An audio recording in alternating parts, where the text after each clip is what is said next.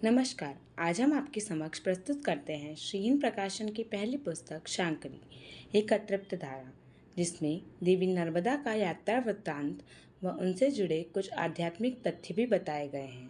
तो आइए जुड़िए इस यात्रा से। यहाँ से आगे चलें, नरसिंहपुर जिला मिलता है और ब्राह्मण घाट पर पहुँचती है नर्मदा, पर उससे पहले कई धाराओं में बंटकर सतधारा बना देती है। ब्राह्मण घाट, जिसे अब बरमान कहते हैं, अति प्राचीन स्थान है जिसका वर्णन पुराणों में भी है। जब बात चली है तो बताते चले कि स्कंद पुराण में पूरा एक रेवा खंड है। पौराणिक कथा अनुसार भगवान शिव के पुत्र कार्तिकेय ने नर्मदा के किनारे दोनों तटों के सभी तीर्थों की यात्रा की थी। मार्कंडेय मुनि, जिनके बारे में कहा जाता है कि 21 बार की प्रलय में भी ये नर्मदा के साथ जीवित रहे, द्वारा भी युधिष्ठिर को नर्मदा के किनारे समस्त स्थानों का महत्व बताया है।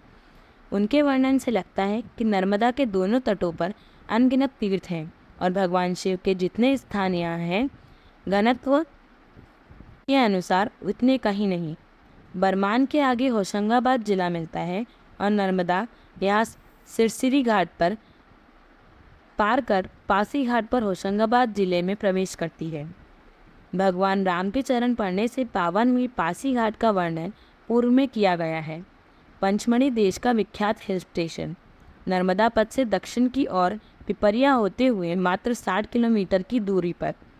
पासी घाट के बाद दूसरे सुंदर पर्यटन घाट सांडिया पहुंचने से पहले ही बनखेड़ी से रास्ता बदल पंचमढ़ी आसानी से पहुंच जा सकता था।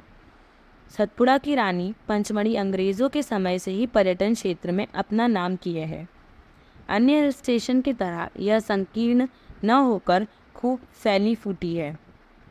कहीं तो समतल मैदान हैं जो पुरानी फिल्मों की याद दिलाते हैं और लगता है मैदान के किनारे बने पेड़ों के झुरमुट से अभी राजेंद्र कुमार और साधना निकलकर गाना गाने लगेंगे। रुकने, खाने और घूमने की सभी सुविधाएं हैं यहाँ। देखने की साइट की बात करें तो कई हैं। फाल, पीक, लेक, हिस्टोरिकल प्लेस और मंदिर, जो किसी भी आदर्श हिल स्टेशन की पहचान होती है, वह सब है यहाँ। सतपुड़ा की सबसे ऊंची पीक धूपगढ़, जहाँ से नयनाभिराम सूर्यास्त देखने रोज सैकड़ों सैलानी पहुँचते हैं।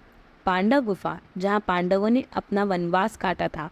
दुर्गम ढलान के बाद दिखता शानदार वी फॉल, जटाशंकर, सुरम्य वादियों में बना बड़े महादेव मंदिर और धूपगढ़ जैसी ही ऊंची पहाड़ी पर विराजमान चौरागढ़ महादेव।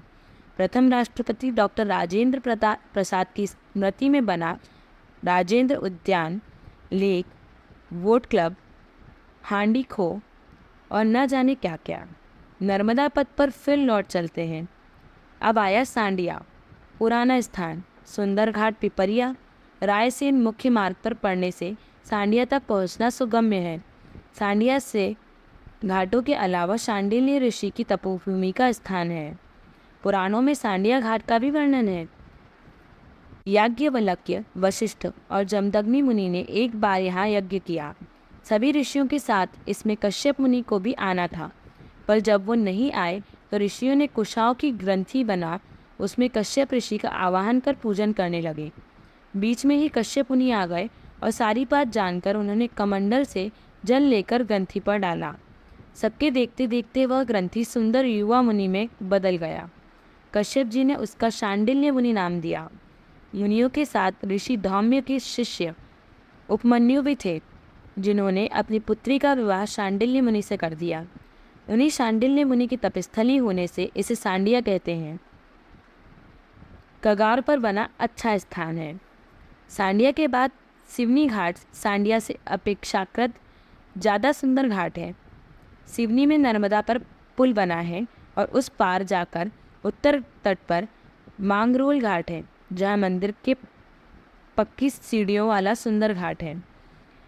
इसके बाद मांझा का सुंदर कगार, नीचे बहती नर्मदा। राम के वनवास समय होशंगाबाद जिले में रुकने का दूसरा स्थान। पूरब से पश्चिम की ओर बहने वाली नदी मांझा से पहले दक्षिण की ओर मुड़ गई है, जो मांझा से ही लगी अझेरा पर फिर पश्चिम मुखी हो गई। अझेरा पर कुब्जा नदी का नर्मदा में संगम है। मांझा ने अझेरा और अझेरा से माझा की झांकी देखते ही बनती है। माझा के बाद फिर से नर्मदा का पथ छोड़ कुछ दक्षिण में चला जाए तो 20 किलोमीटर की दूरी पर सुहागपुर है, अर्थात पुराना शोणितपुर। बाणासुर की राजधानी, जिसकी पुत्री उषा ने अपने नाती अनिरुद्ध का विवाह कराने स्वयं श्री कृष्ण द्वारिका से दल बल के साथ आए थे। बाणासुर को मल्ल युद्ध में परास्त कर उन्होंने उषा से अनिरुद्ध का विवाह नहीं यही संपन्न कराया था।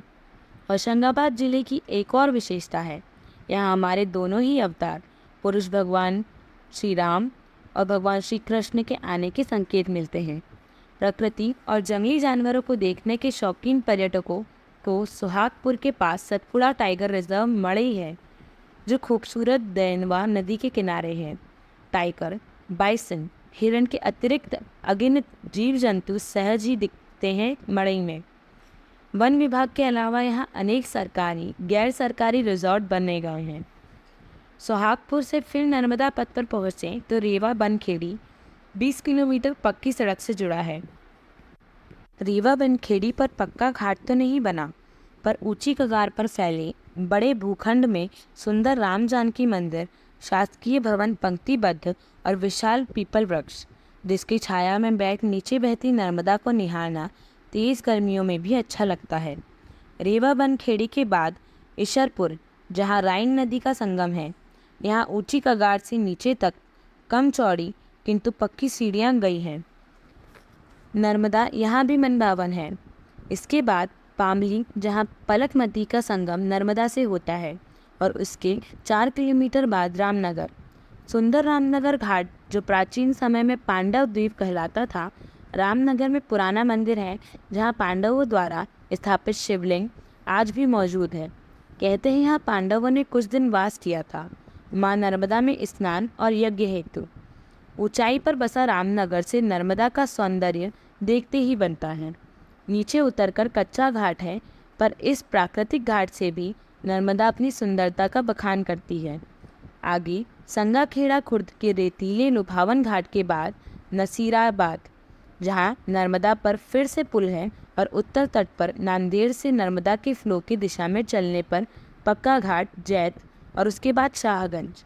शाहगंज से पहले बरेली की बात आवश्यक है, जहाँ चमत्कारिक छिंद वाले दादा के रूप में हनुमान जी विराजित हैं। छिंद के इस मंदिर की बहुत मान्यता है और दूर दूर से लोग यहाँ आते हैं। मंगलवार को तो मेले जैसा माहौल बन जाता है। शाहगंज साफ सुथरा कस्बा है, जिसमें रेस्ट हाउस वाले नर्मदा तट पर पहुंचकर तो शब्द विहीन हो जाते हैं। चौड़ा पाट से बहती नर्मदा और ऊपर तट पर बना रेस्ट हाउस, जिसकी अपनी लोकेशन लालायित करती है पर्यटकों को वहां रुकने के लिए। रेस्ट हाउस से नर्मदा तक जाने के लिए पृथक रास्ता बना है। पेड़ों से आच्छादित वह जगह, नीचे बहती नर्मदा और रेत के बीच।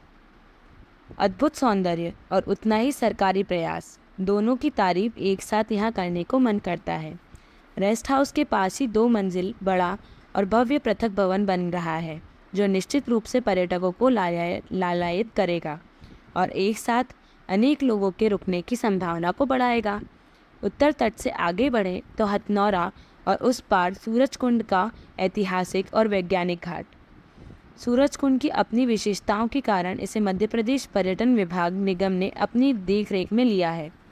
सूरजकुंड के बाद दर्शनीय बांद्रा भान, जिसके दोनों ही तट खूबसूरत हैं। दक्षिण तट पर तवा का नर्मदा से संगम है। दूर दूर तक स्वच्छ नर्मदा के साथ चलते रेत के तट गोवा के बीच की याद दिलाते हैं। पसरे इन्हीं रेत के मैदानों पर बांद्रा भान उत्सव का आयोजन होता है, जो सरकारी कार्यक्रम होने से इस खूबसूरत जगह में छिपी अनंत संभावनाओं को नकार देता है, और नकार देता है किसी विदेशी समुद्र बीच पर रात की रोशनी में नहाए रंग बिरंगे भव्य बीच फेस्ट जैसे आयोजन की संभावनाओं को। बांद्रा भान का उत्तर तट भी कम खूबसूरत नहीं है। अनेक मंदिर, आश्रम के पक्के निर्माण के साथ सीढ़ियों वाले पक्की घाट और चट्टानों से टकराकर झरझर करती नाद मचाती नर्मदा। सीढ़ियों पर बैठ जाओ तो उठने का नाम नहीं, लगता है नर्मदा को ही निहारते रहे। दोनों तटों को एक साथ देखने की तमन्ना भी नाव वाले पूरी करा देते हैं। कार्तिक पूर्णिमा पर यहाँ विशाल मेला हर साल लगता है, जिसमें नहाने का पौराणिक महत्व है। बांद्रा बांध के बाद सीधे होशंगाबाद शहर में प्रवेश। पूरा शहर नर्मदा के किनारे बसा होने से अनेक सुंदर घाट हैं यहाँ, जिसमें सेठानी घाट, विवेकानंद घाट, वीर सावरकर घाट। होशंगाबाद से ही लगे बुधनी में नर्मदा के उत्तर तट का सुंदर घाट है। उत्तर तट पर श्री हनुमानगढ़ी है, जहाँ सुंदर मंदिर और बाग है। पक्की चौड़ी सीढ़ियाँ नर्मदा के रेत तक पसरी हैं। यहाँ से दक्षिण तट पर बसे होशंगाबाद नगर को एट अ ग्लांस देखा जा सकता है। होशंगाबाद भोपाल से दक्षिण में 70 किलोमीटर की दूरी पर है और इसी रास्ते में ठीक बीचों बीच यानी होशंगाबाद से 35 किलोमीटर की दूरी पर है भीमबेटका, जो अपने प्रागैतिहासिक शैल चित्रों के कारण विश्व प्रसिद्ध है और जिसे वर्ल्ड हेरिटेज का दर्जा प्राप्त है। भीमबेटका पहुँचने का एक मार्ग शाहगंज से भी जाता है। विंध्याचल की लुका छुपी के बीच सागौन और खेर के जंगल से होते हुए दोहटा घाटी पर बलखाती सड़क के से सीधे भीमबेटका पहुंचा जा सकता है, जो 30 किलोमीटर है। त्रिभुज बनाना हो तो भीमबेटका से बुधनी से 23 किलोमीटर की दूरी पर माता का सुप्रसिद्ध सलकनपुर मंदिर है। दक्षिण तट पर चल रहे लोग भी होशंगाबाद से नर्मदा पुल पार कर बुधनी होते हुए कुल 30 किलोमीटर की यात्रा कर सलकनपुर पहुंचते हैं। होशंगाबाद जिले में ही मात्र 18 किलोमीटर दूर इटारसी है, जो रेलवे का बड़ा जंक्शन है और जहां से चारों दिशाओं के लिए ट्रेन उपलब्ध है। होशंगाबाद से निकलने के बाद नर्मदा अपने पूरे रॉ में आती है। जैसे होशंगाबाद में मिले मान सम्मान ने दूना जोश भर दिया हो। तभी तो रंधाल निकलते ही अनजाने से गांव बरंडुआ में चित्रकला, संगीत कला और नृत्य कला जैसे सभी कलाएं दिखाई है। अकल्पनीय, अद्भुत, सोचा ही नहीं जा सकता कि गुमनाम से गांव में यह रूप भी होगा नर्मदा का। पर्यटन विभाग अफसोस नहीं करेगा, बल्कि यहाँ तो अवाक ही रह जाएगा। स्पष्ट 7 धाराएं, कोई पूरब से आ रही, कोई उत्तर से, टीलों और बड़े पत्थरों से जगह जगह बांट दिया है नर्मदा को। स्वच्छ जल बोल्डर से निकलता हुआ इतना साफ कि तलहटी स्पष्ट दिखती है। झलझल करती शोर मचाती पत्थरों बोल्डर से निकलती साफ नर्मदा यहाँ उत्तराखंड की पहाड़ी नदियों का आभास कराती है। पर मैदान में पहाड़ का एहसास यह तिलस्म तो नर्मदा ही रच सकती है। आगे ताल नगरी और फिर खोकसर, जहाँ गौरीशंकर महाराज की समाधि है, होते हुए नर्मदा खरखेड़ी पहुँचती है। खरखेड़ी का सुंदर घाट और घाट पर बने मंदिर मन को लुभाते हैं। ये गांव हिंदी की प्रसिद्ध कवि भवानी शंकर मिश्र का है। इस जिले में यह भी एक विशेषता है, यहाँ माँ नर्मदा का आशीष की एक से एक साहित्यकार हुए हैं। यहाँ माखनलाल चतुर्वेदी बाबई के थे, तो हरिशंकर परसाई जमानी इटारसी में जन्मे थे। खरखेड़ी के बाद नानपा, उफ, क्या जादू जगाने वाली सुंदरता है यहाँ। ऊंची कगार के नीचे पूर्ण देकर बहती हुई नर्मदा कितनी सुंदर लगती है। नदी के बीच फैली समतल चट्टान से टकराकर झरने की आवाज़ निकालती है रेवा। चट्टान पर अनेक पंछी बैठे रहते हैं। कगार पर बने सुंदर आश्रम के स्वामी जी बता रहे थे कि साइबेरिया बर्ड्स भी यहाँ आती हैं। नानपा के बाद आवली घाट, आवली से ठीक पहले हथेड़ नदी मिलती है नर्मदा से। आवली घाट का विशेष महत्व है। कहते हैं वनवास के समय यहाँ पांडव कुछ समय के लिए रहे थे और उन्होंने हस्तिनापुर नाम का ग्राम बसाया था। जीवंत घाट है आवली घाट, जहाँ प्रकृति और मनुष्य दोनों ने ही सुंदरता बिखेरने में कदम ताल की है। आवली घाट से भिलाड़िया घाट होते हुए नर्मदा हरदा जिले में प्रवेश करती है।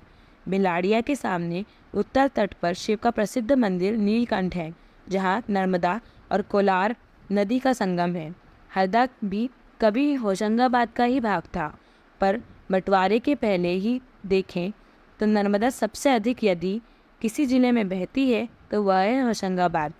250 किलोमीटर के करीब है इस संयुक्त जिले में नर्मदा की लंबाई, जो महाराष्ट्र और गुजरात दोनों के जोड़ से भी अधिक है।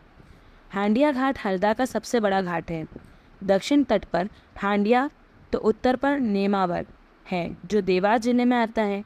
नेमावर प्रसिद्ध तीर्थ स्थान है, जहाँ भगवान शिव सिद्धनाथ के रूप में विराजे हैं।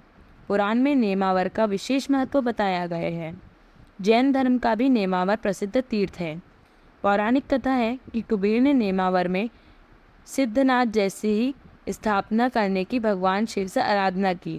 कुबेर की भक्ति से प्रसन्न हो शिव ने उन्हें हांडिया में रिद्धनाथ के रूप में अपनी स्थापना की अनुमति दी थी। नेमावर अथवा हांडिया नर्मदा का नाभि स्थान है, अर्थात यहाँ नर्मदा बिल्कुल आधी दूरी तय कर लेती है।